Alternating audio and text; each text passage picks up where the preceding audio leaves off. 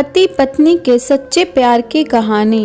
एक माँ जिसकी आज इकलौती बेटी की शादी है। माँ बेटे को वेडिंग गिफ्ट के तौर पर एक बैंक अकाउंट की पासबुक देती है तो बेटी अपनी माँ से पूछती है कि ये क्या है। माँ कहती है कि ये मेरी तरफ से एक छोटा सा वेडिंग तोहफा है। ये बैंक अकाउंट की पासबुक है। यह तुम्हारे जीवन के खुशी के लम्हों को संजोए रखेगी। आगे जब भी तुम दोनों की जिंदगी में कोई खुशी का मौका आए तो अपनी तरफ से इसमें कुछ पैसे डिपॉजिट करना। जितनी बड़ी खुशी उतनी ज्यादा रकम और उसके आगे लिख भी देना कि आज ये खुशी का मौका है, इसलिए इतने पैसे जमा किए हैं। आज मेरी बेटी की शादी है तो मेरे लिए भी खुशी का दिन है, इसलिए मैंने भी इसमें 1000 रुपए डिपॉजिट करा दिए हैं।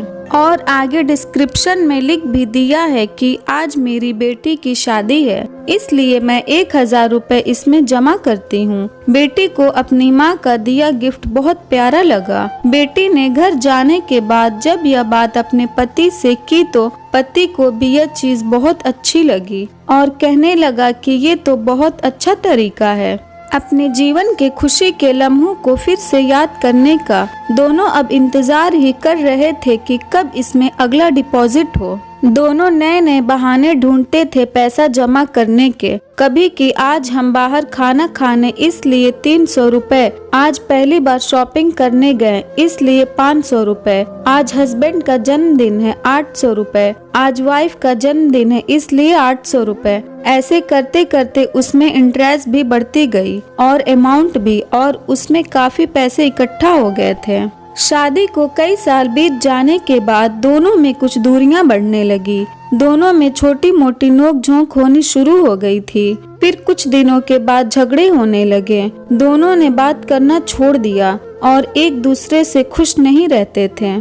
माँ को अपनी बेटी से मुलाकात किए हुए काफी दिन हो चुके थे तो एक दिन माँ अपनी बेटी से मिलने के लिए बेटी के घर गई तो बेटी कहने लगी कि माँ मैं अब और इस शादी में आगे अपना जीवन नहीं गुजार सकती। पता नहीं मैंने इतने दिन इसके साथ कैसे गुजार लिए। अब मैं इस आदमी से डिवोर्स चाहती हूँ। उधर पति भी कहने लगा कि मैं भी परेशान आ गया हूँ इसके साथ रहकर, मैं भी जीना नहीं चाहता तुम्हारे साथ, मुझे भी डिवोर्स चाहिए।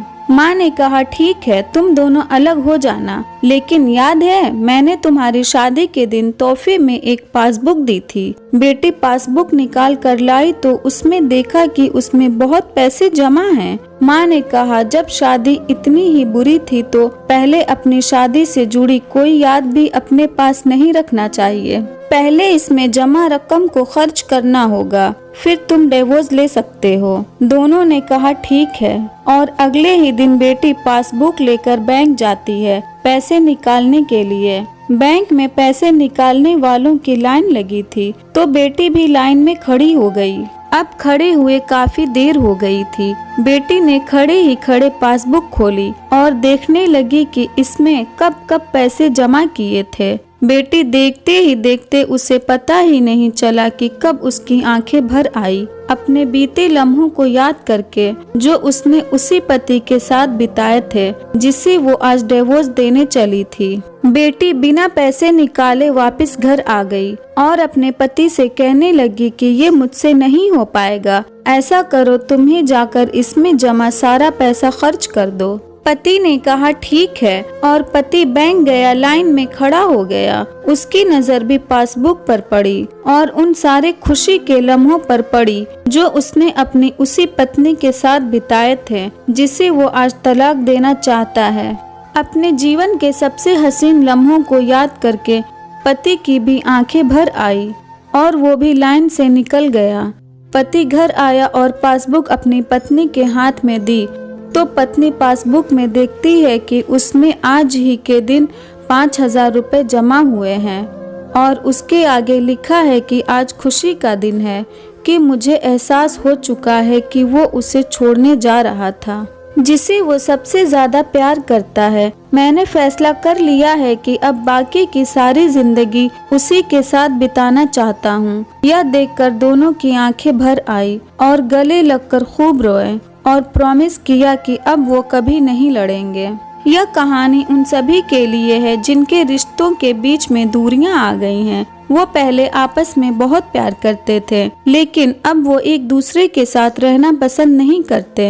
अगर आपके रिश्ते में भी थोड़ी बहुत दरारें आ गई हैं, तो उन दरारों के भरने के लिए उन खुशी के लम्हों को याद करिए जो आपने एक दूसरे के साथ बिताए हैं। ये खुशी के पल आप दोनों में नई फीलिंग्स भर देंगे और आप दोनों के रिश्ते में नई जान आ जाएगी। इसलिए किसी भी रिश्ते को मजबूत बनाने के लिए अच्छे लम्हों को याद करना चाहिए, बुरे लम्हों को नहीं। आपको ये पति पत्नी के सच्चे प्यार की कहानी कैसी लगी, कमेंट करके बताइए। और ये स्टोरी अच्छी लगी हो तो इस वीडियो को लाइक करें और नए हैं तो हमारे चैनल को भी सब्सक्राइब करें।